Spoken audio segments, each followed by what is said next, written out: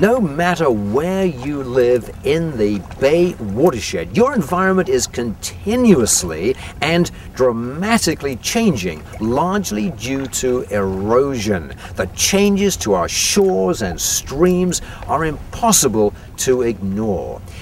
Only when we understand the process of erosion can we grasp the full implications, whether our backyard borders on a small, trickling stream or lingers on the edge of a 70-foot cliff.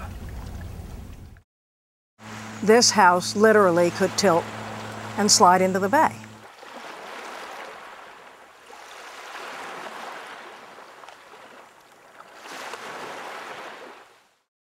We absolutely fell in love with the bay. We got to know the proprietors and we got to know the area. And as time went on, we thought about, well, why don't we think about finding a place to retire down here? We came out on this deck with the realtor, and just as we did, a bald eagle flew over. And we said, this is it. We found out that the average erosion over the course of 100 and some years had been approximately 1.5 feet a year. Well, we were 50, 60 feet from the edge of the cliff, and my reasoning was, we've got 20, 25 years here, and at my age, I'll be out of here by then.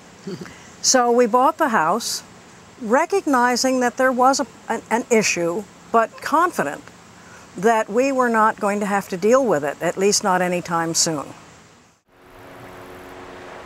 It's fascinating to see how people are willing to take risks for beauty. Life is short, you try to enjoy it, and living on the edge, it's so spectacular. The birds, the wildlife, the views, the vegetation, just the changing seasons. It's an amazing place to see, and you can't take it with you. So if you can live in a house that'll last for 20 years, that's 20 amazing years, and you sort of have to look at it that way. We were driving down one day in the fall of '04 because we were beginning to bring stuff down here knowing that we were going to move. And a fellow who'd been helping us around the house, was doing some work for us, called on the cell phone and said, "Where are you ladies?" It turns out that this huge sinkhole had just collapsed on itself in the backyard, bringing the deck, the edge of the deck, to within 12 feet of the height of the 70-foot cliff. If you live close to the shoreline, you should realize that you're living in a dynamic environment and that coastal erosion is moving the shoreline closer to you, making it more likely that you'll get impacted by coastal storms. At the same time, the sea is rising, so as you run to the shoreline, the sea is running to you. So there's a lot of energy in the water of the bay. There's this constant energy just of wind and waves that sort of washes the sand and also piles up against the cliff at high tide, and that causes erosion. We're on Kenwood Beach right now. Kenwood Beach is a little community that was founded in the 1920s, and this is an area that has seen huge amount of shore erosion over the last 70, 80 years. When people realized that their houses were starting to fall into the sea, they began putting in this groin, these very massive stoneworks that jut out from the cliff.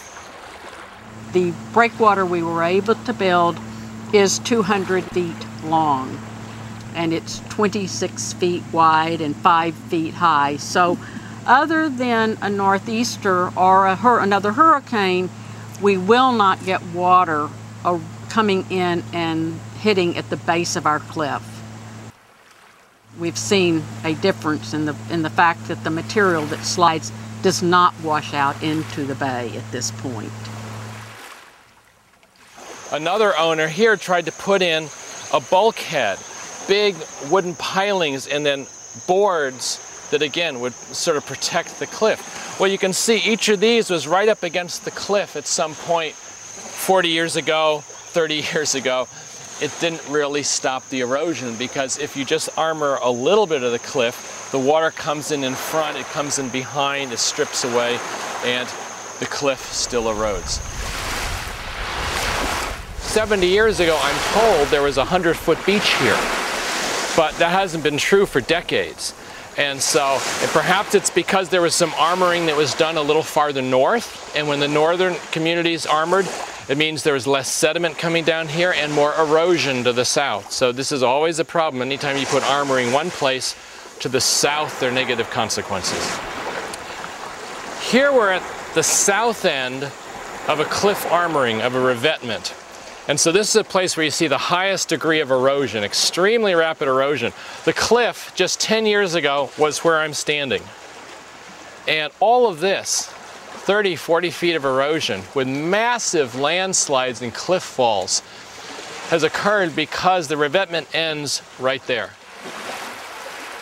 I think that the bay erosion it adds sediment to the bay in sort of a very natural process, an ongoing process, but it's not one that's exactly mimicking the kind of soil erosion, especially soil erosion from farms where you have the added fertilizers and nutrients that really can cause damage to the ecosystem.